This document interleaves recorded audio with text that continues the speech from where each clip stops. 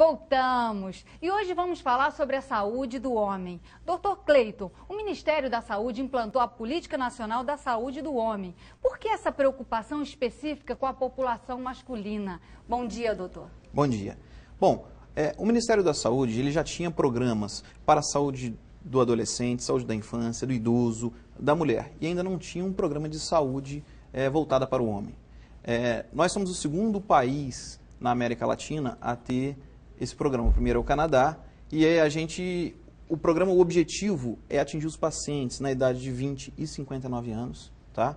E a gente detectar os problemas que esses pacientes estão tendo para que diminua os índices alarmantes que a gente vem vendo aí nas estatísticas. Por exemplo, a cada 3 pessoas que morrem nessa faixa etária, e até na faixa etária, 2 são homens. Então, isso é um índice muito alarmante. A gente vê também que o homem vive 7 anos a menos, em média, do que a mulher. E por que isso? Né? Então, o Ministério da Saúde implementou a partir de agosto. Isso é uma luta que vem junto com a Sociedade Brasileira de Urologia desde o ano passado. Agora, essa política engloba muitas outras coisas, né, doutor? Sim. Dentro desse tema. Essa política envolve planejamento familiar, essa política envolve a educação do homem desde os 20 anos de idade, para ele mostrar como ele tem que se prevenir, para falar que ele tem que fazer o autoexame dos testículos, por exemplo, como no caso a mulher hoje já faz o autoexame da mama, para orientar quanto à relação sexual do indivíduo e orientar com relação à dieta, ou seja, visa diabetes, hipertensão arterial, hipercolesterolemia e as alterações que afetam o homem nessa faixa etária e que vai refletir na terceira idade. Agora, doutor Renato, bom dia. Primeiro, seja bem-vindo ao nosso programa. Obrigado. Por que essa taxa de mortalidade entre os homens é tão alta, doutor? É interessante a gente falar sobre isso, né? O Cleiton até falou. Quando a gente remetia, né? Saúde do adolescente, saúde da criança, saúde da mulher, geralmente as consultas eram com especialistas. Vai procurar um pediatra, vai procurar um ginecologista, né?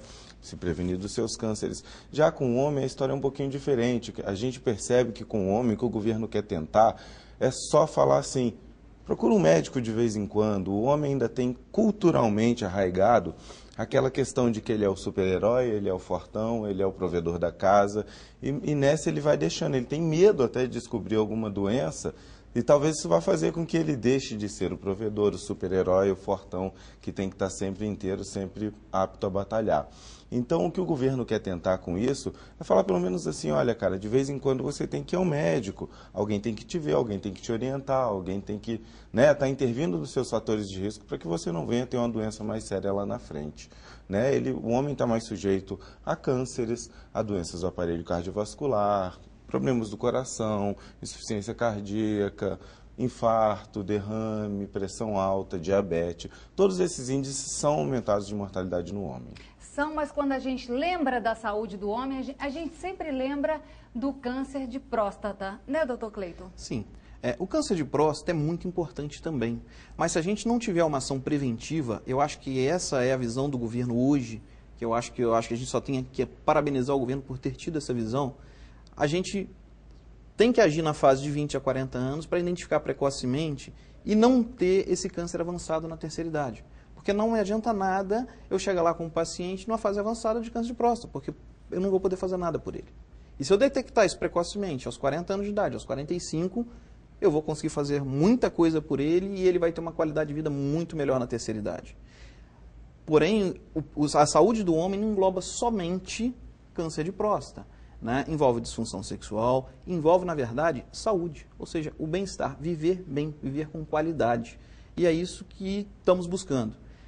Não vai ser de uma hora para outra que o homem vai se acostumar a ir ao médico. Eu acho que a gente vai precisar ir muito do apoio da mulher, eu acho que isso aí vai demandar tempo, porque vai ter que ter uma mudança comportamental. Isso é cultural também, doutor? É cultural. Né? Infelizmente, no nosso país, se a gente vive numa sociedade que é machista, uma sociedade que cobra muitas coisas da mulher, uma sociedade que cobra outras do homem, e o homem tem valores que, na verdade, ele sente vergonha em falar que foi ao urologista, porque sabem que ele foi lá e vai fazer, de repente, um toque retal, ele sente vergonha de falar que foi fazer prevenção, e às vezes ele tem medo mesmo de descobrir que está doente. Doutor Cleito, agora voltando ao câncer de próstata, no caso da doença ser diagnosticada no tempo correto, né, quais as chances de cura do paciente? Bom, as chances de cura são altas. Em torno de 90% dos pacientes na fase inicial da doença têm a chance de cura. E o que é a fase inicial? A doença se divide em 3 fases. A fase inicial é a fase assintomática, em que o paciente não sente exatamente nada. Ele tem que procurar o médico e fazer o preventivo justamente por isso. A fase secundária, a doença já é localmente avançada e na fase terciária já metástases. Na fase primária, geralmente está indicado alguns tratamentos, como cirurgia, radioterapia, em que ele vai alcançar esse índice de cura, né, que é bem alto. Por isso, não devemos deixar de fazer o exame preventivo. Agora, para quem está nos assistindo em casa, qual a idade correta para o homem começar a se preocupar e a fazer o primeiro exame, doutor? A idade correta, segundo a Sociedade Brasileira de Urologia, é a partir dos 40 anos com PSA, tá? E aos 45 PSA mais toque retal, para os indivíduos que não têm histórico familiar. Com histórico familiar, já devemos começar com PSA e toque retal a partir dos 40 anos.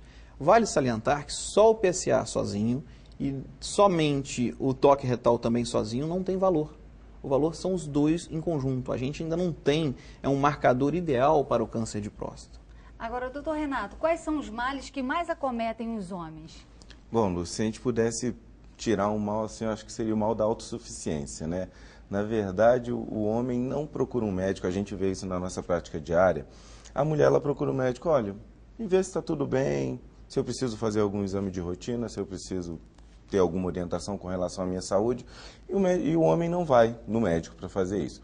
Um estudo, uma pesquisa, o governo se baseou nisso até, verificou que os homens só procuram um médico quando ele tem prejudicado a sua capacidade para o trabalho. Ou seja, nem quando ele tem o primeiro sintoma de alguma doença, ele procura um médico. Não é qualquer coisa, vai passar, eu vou tomar um remedinho aqui, meu amigo tomou e se melhorou.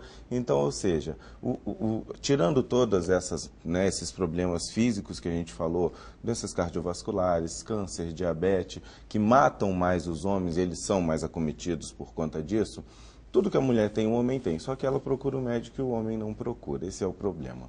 Agora, qual a faixa etária ideal para o homem começar a realmente se preocupar, a fazer todos os exames, procurar se cuidar mesmo?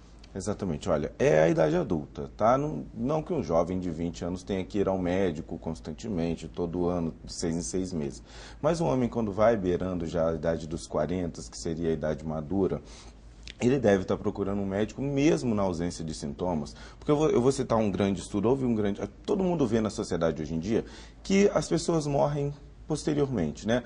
Coração não mata mais como matava antes, diabetes não mata mais como matava antes. Então, alguém pegou e falou assim, vamos fazer um grande estudo mundial para ver o que aconteceu, que mudou no mundo, para as pessoas pararem de morrer. Será que foi cirurgia cardíaca? Foi stent? Foi novas drogas? Foram novas formas de tratamento?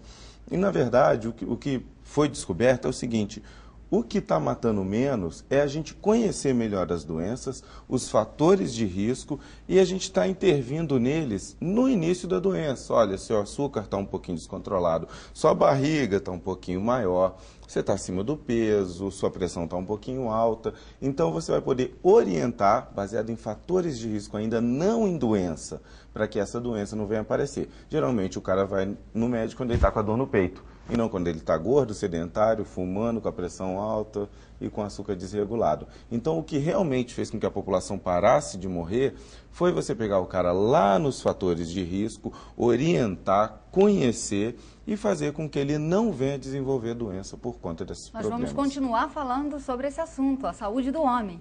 E você de casa não sai daí porque eu volto já já.